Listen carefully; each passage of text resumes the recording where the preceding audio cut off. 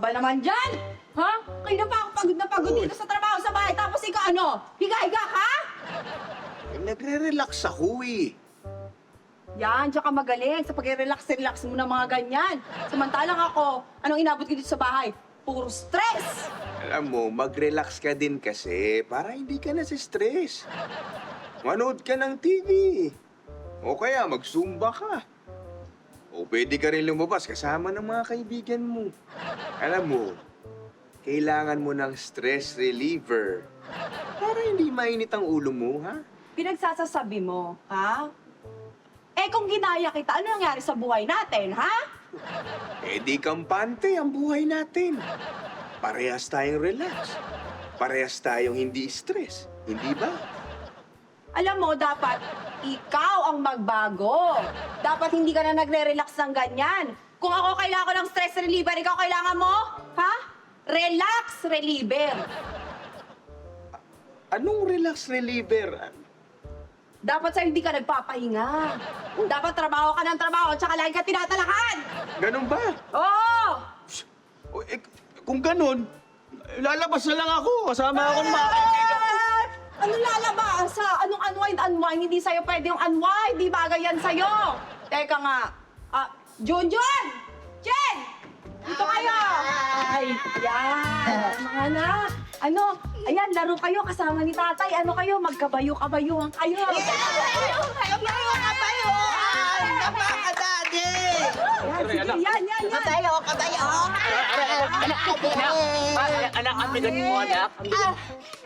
Ang bigat mo, anak. Aray! Anak, ang bigat mo. Mami! Daddy! Ano? Tetyon! Bakit? Ano, mamaya? Teka lang. Mamaya mag-away pa kayo. Galingan ninyo. Magsabong kayo. Mag-away kayo. Gaway pa kayo. Ano ako sa'yo? Teka. Hoy, teka. Sandali lang, ha. Nai-stress ako eh. Ayan, yan ang bagay sa'yo. Dapat nai-stress ka, hindi ka nagre-relax. Oo.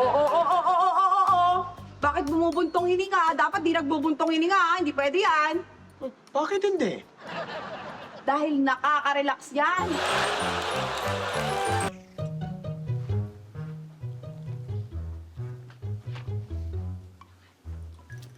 Miss Mercado! Alam mo, kanina ko pa napapansin, panay ang pakit mo dito sa bagong trainee mo, Ano ba? Kinuha mo lang ba yan dahil magaling sa trabaho? O kinuha mo siya dahil type mo?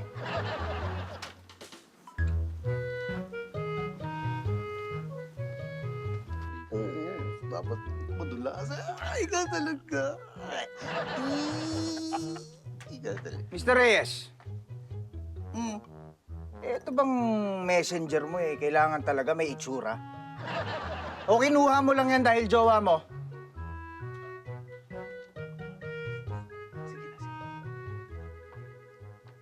Alam mo, ikaw sumusobra ka na, ha?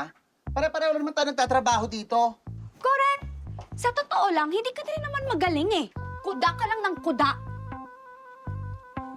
Ang gusto ko lang naman, maging maayos yung trabaho natin. Walang kwenta yung mga ginagawa niya Umaasa kayo sa koneksyon na yan para kumuha ng mga tao na hindi naman magagaling. Hindi naman uunlad yung kumpanya natin kung umaasa lang kayo sa koneksyon na yan. Naku, hindi pwede yan ha. Imbes magtulungan tayo, sinisira mo yung samahan dito. Oo nga. Alam mo, pag hindi ka tumigil sa kakatira sa amin, isusumbong kita kay boss. Hindi sumbong nyo. Morning, everyone. What's going on here? Ay, nako, boss. Baka pwedeng pagsabihan mo to. Tinitira yung trabaho namin, nakala mo kung sino. Oo nga, boss. Hindi naman nakakatulong. Kaya bago-bago, akala mo kung sino na. Oo nga. Bakit? Ano bang ginawa nito? Ito po kasi. Yung kinuha niyang bagong trainee, type niya.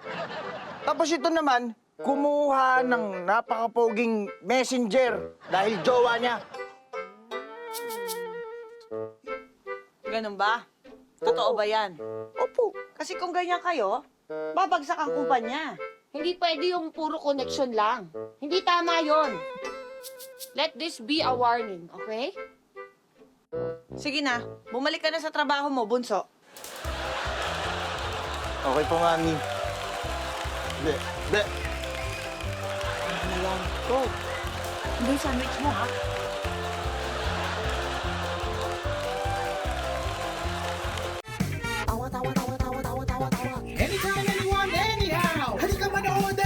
Anywhere in the world, everybody in the house. Click and subscribe now. You know.